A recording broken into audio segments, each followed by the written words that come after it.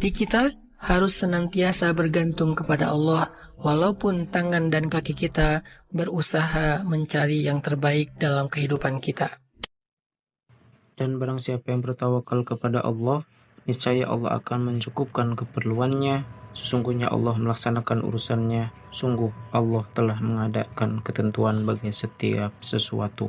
Quran Surat At-Tolak ayat 3. Buat teman-teman yang ingin mendengarkan kajian langsung dari Ustadz Hanan Attaqi, teman-teman bisa mengikuti cara ini. Pertama, ketika mengklik atau memutar videonya, maka teman-teman langsung klik deskripsi dari video ini. Kemudian teman-teman bisa lihat di deskripsinya ada tulisan berwarna biru. Nah, itu diklik sesuai dengan penjelasannya. Atau teman-teman bisa scroll ke bawah seperti ini. Nah, di sini ada segmen atau bagian. Nah, kalau teman-teman ingin langsung mendengarkan kajian Ustadz Hanan Attaqi, nah di sini ada segmen bagian kajian Ustadz Hanan Attaqi.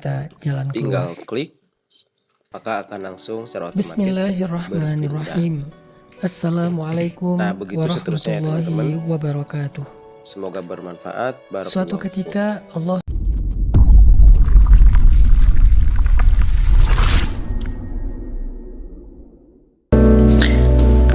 Ya, bismillahirrahmanirrahim. Assalamualaikum warahmatullahi wabarakatuh. Sampurasun kasadena kumaha damang. Bagaimana kabar teman-teman semuanya? Semoga dalam keadaan sehat walafiat dan selalu ada dalam lindungan Allah Subhanahu wa taala.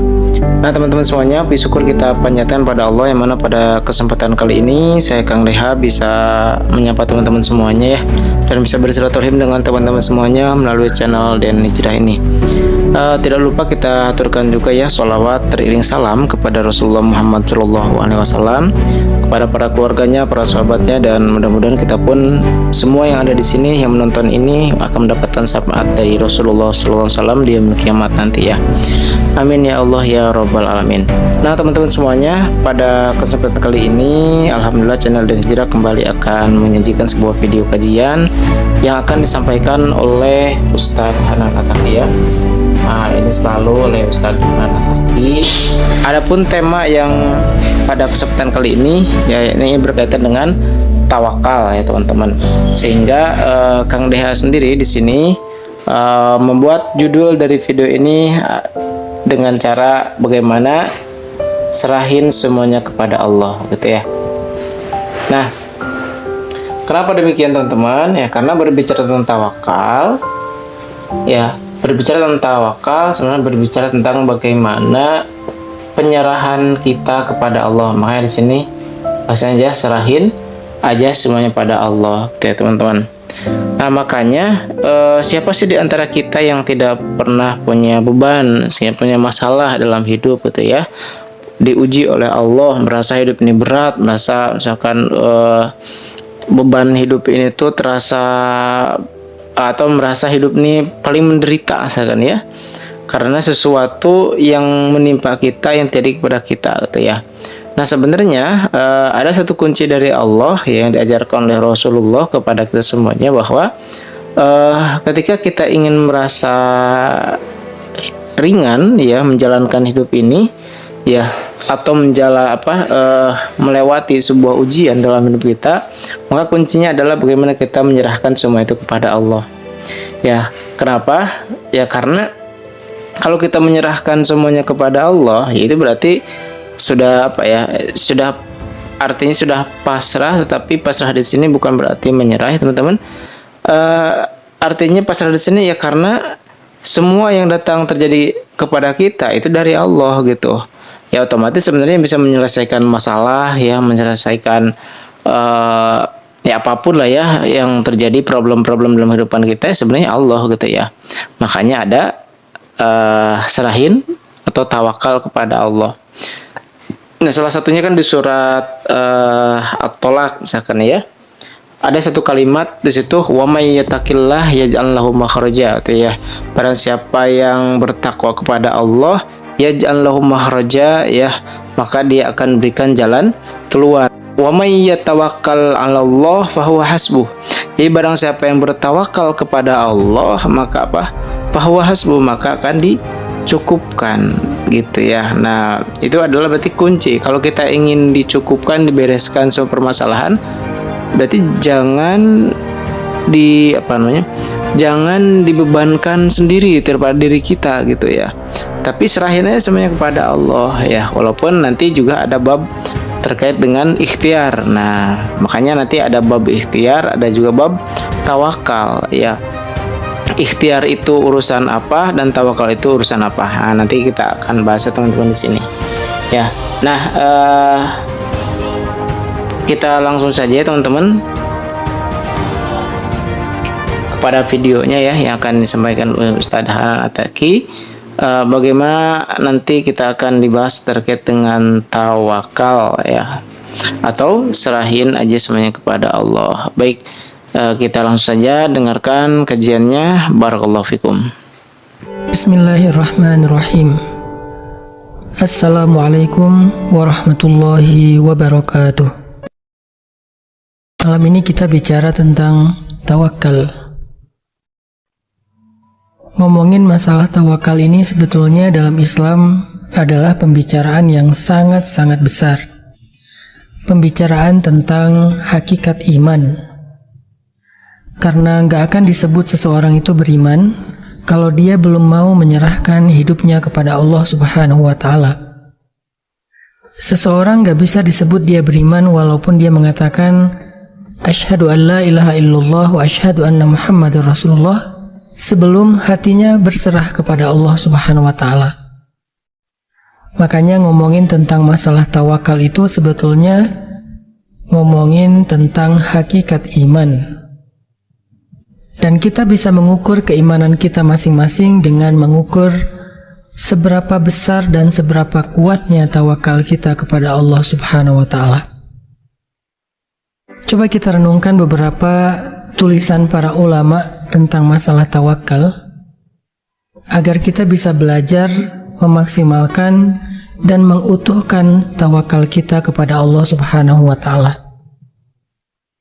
Para ulama mengatakan tawakal itu diambil dari kata wukul yang artinya mempercayakan atau menyerahkan, seperti kalimat wakkaltu amri ila fulan, saya mempercayakan urusan saya kepada fulan. Sama dengan kata wakil, artinya orang yang dipercaya. Sehingga dari pemaknaan ini kita belajar bahwa makna dan hakikat dari tawakal itu adalah ketika hati kita bisa tenang menyerahkan urusan hidup kita kepada Allah Subhanahu wa Ta'ala. Ketika kita benar-benar bisa meyakini bahwa gak ada yang bisa ngasih kita sesuatu, menghalangi kita dari sesuatu, kecuali Allah Subhanahu wa Ta'ala.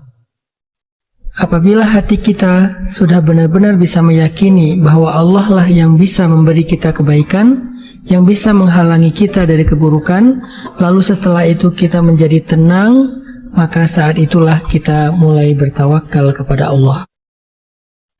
Namun ketika seseorang mengatakan saya telah bertawakal kepada Allah, saya sudah serahkan hasil ini kepada Allah, sedangkan hatinya belum merasa tenang, maka dia belum benar-benar bertawakal.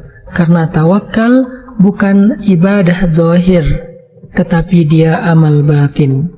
Tawakal nggak bisa diukur dengan kata-kata yang kita ucapkan secara lisan, tetapi dia diukur dari rasa tenang yang ada di hati seorang hamba. Makanya salah satu pendidikan penting yang diajarkan Nabi kepada keluarga beliau itu adalah belajar tawakal kepada Allah. Ketika satu hari Nabi sedang berkendara dengan ponakan beliau yang bernama Abdullah ibnu Abbas, seorang anak kecil dari keluarga besar beliau yang tumbuh di dalam rumah Nabi, yang tumbuh dengan tarbiyahnya nabawiyah. Nabi mengajarkan kepada Abdullah ibnu Abbas sejak kecil apa arti tawakal. Ketika Nabi bersabda kepada Abdullah, "Ya gulam, wahai anak kecil, ihfazillah yahfazka." Jagalah Allah, Allah akan menjagamu. Ihfazillah tajidhu tujahak. Jagalah Allah, maka engkau akan mendapati Allah selalu menyertaimu. Wa'lam annan nas law ijtama'u ala ay yadurruk la yadurruka illa bima kataballahu alaik wa annan nas law ijtama'u ala an yanfa'uk la yanfa'uka illa bima kataballahu lak. Ketahuilah bahwa sesungguhnya jika manusia semuanya berkumpul untuk mencelakai kamu, maka mereka tidak akan dapat mencelakai kamu kecuali dengan ketentuan Allah terhadap dirimu. Dan pahamilah bahwa seandainya manusia berkumpul untuk menolong kamu, maka mereka pun tidak dapat menolong kamu kecuali dengan ketentuan Allah yang berlaku untukmu. Sesungguhnya pena untuk menulis takdir itu telah diangkat dan lembaran-lembaran takdir itu telah mengering. Inilah nasihat yang disampaikan Nabi kepada seorang anak kecil dari keluarga beliau yang bernama Abdullah ibnu Abbas, yang isinya adalah pendidikan tentang tawakal kepada Allah. Di sini kita jadi faham ternyata tawakal ini bukan sekedar materi untuk orang dewasa, bukan materi yang berat, tetapi dia materi pokok dalam agama, materi inti dari keimanan, dan harus kita ajarkan secara bertahap kepada anak-anak kita sejak mereka masih kecil. Sehingga ketika hati seseorang telah faham arti berserah kepada Allah, maka dia akan bisa hidup dengan kehidupan yang bahagia dan baik. Ya, mohon maaf teman-teman dipotong ya. Nah, inti untuk reaksinya saja ya. Jadi ternyata tadi tawakal itu ya bukan sesuatu hal yang mudah ya teman-teman ya.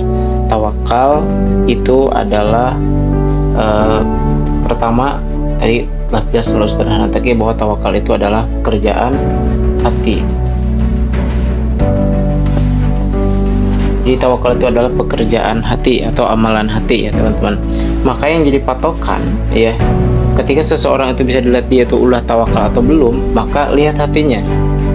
Makanya tawakal itu tidak bisa diukurnya itu dengan ucapan. Ya misalkan saya sudah menyerahkan kepada Allah. Nah itu belum. Ya misalkan saya sudah tawakal. Nah itu cuma pengakuan. Jadi pengakuan ini belum bisa dijadikan patokan.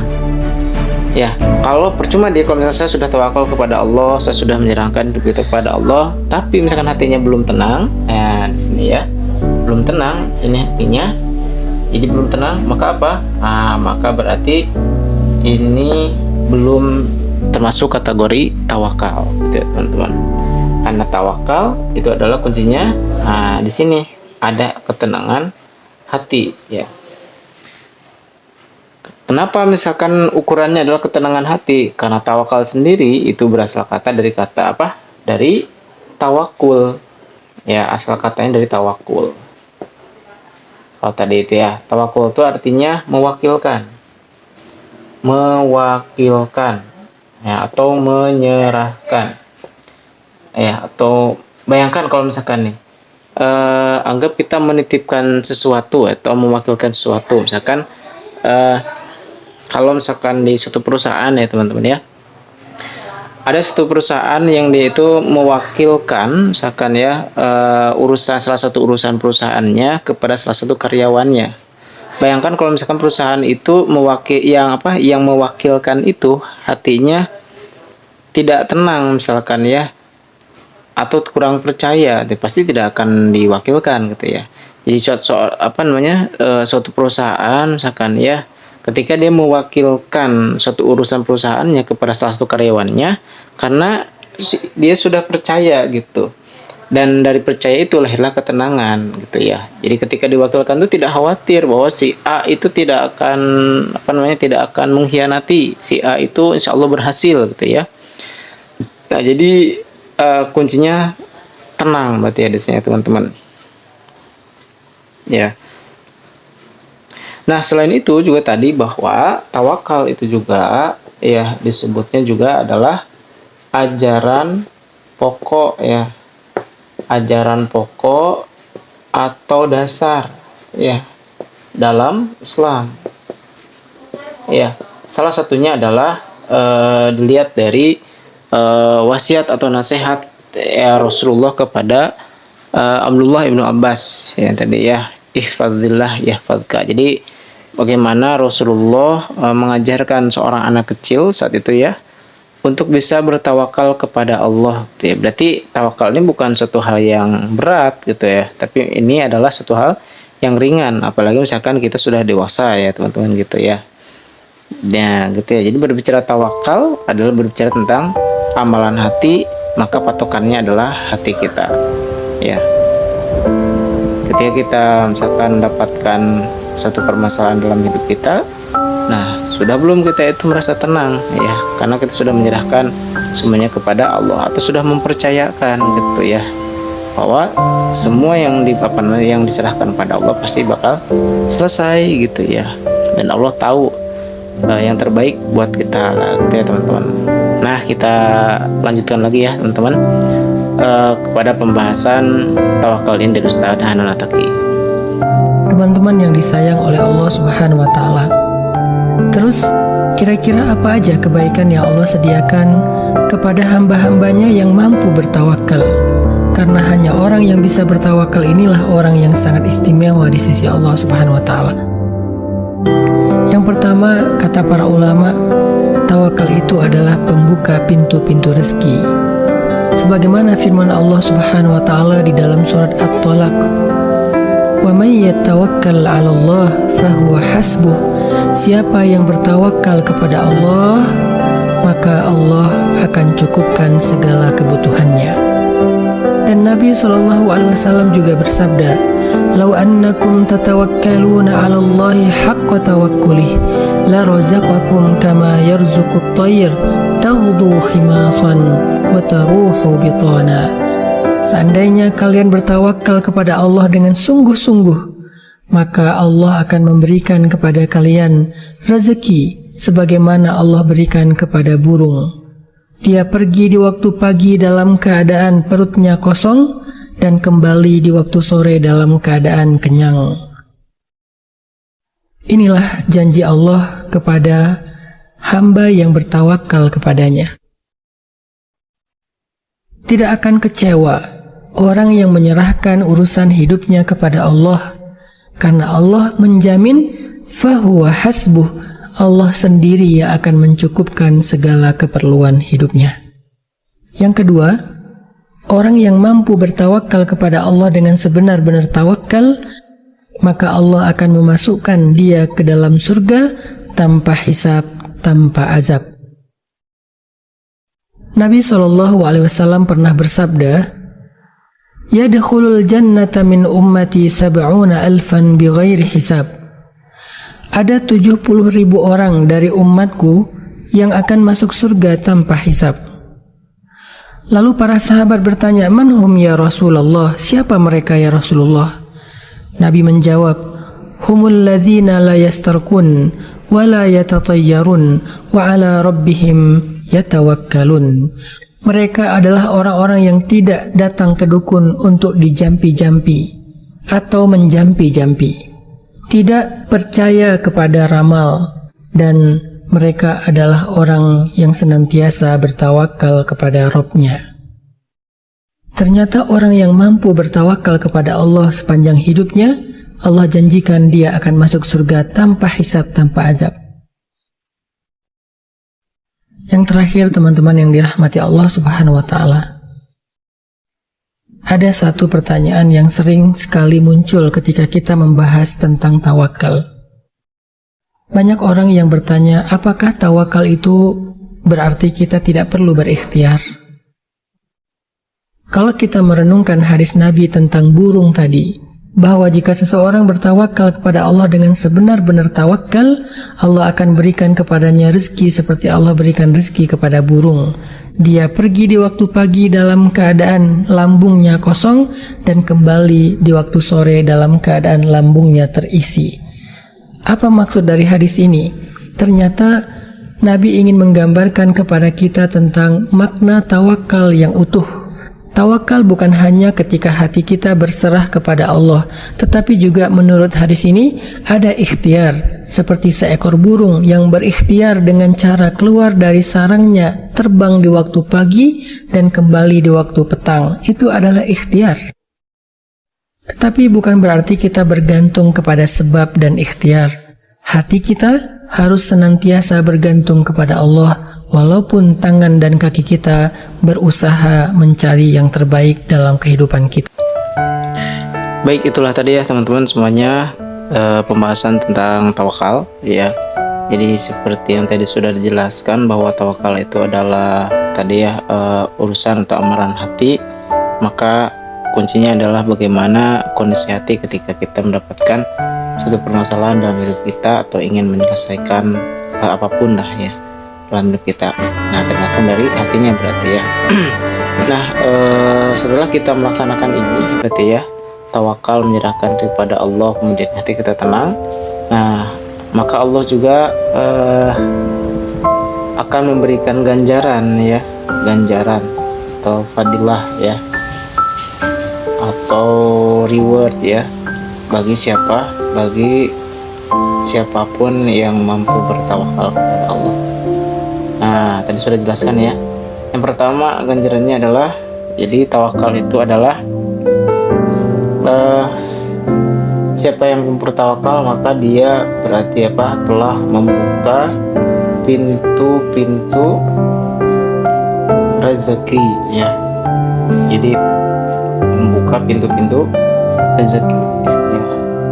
Tadi seperti yang dijelaskan tadi ya di surat At-Talaq tadi, "May yattaqillaha yaj'al lahu makhraja," atau seperti yang di surat At-Talaq tadi, "Wa may yatawakkal 'alallah wa huwa hasbuh." Barang siapa yang bertawakal kepada Allah maka dia akan dicukupkan. Nah, tadi ada hadis Nabi ya. Di gambarannya itu seperti hadis Nabi tadi tentang seorang burung ya.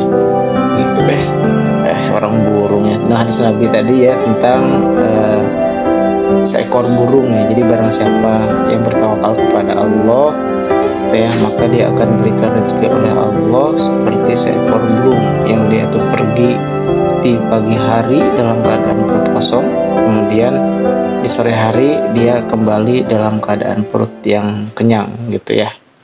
Jadi dijamin gitu ya oleh Allah, dimudahkan oleh Allah gitu ya. Kita tawakal pertama nih sebagai pembuka pintu rezeki ya, sebagai pembuka pintu rezeki. Yang kedua adalah barang siapa yang bertawakal kepada Allah tadi, maka dia akan dijamin oleh Allah, berarti akan ditawakal ini akan menjadi asbab dia masuk surga tanpa hisab. Wah, ini ya, Masya Allah, berarti ya ini masuk surga tanpa hisab. Siapa yang nggak mau ya?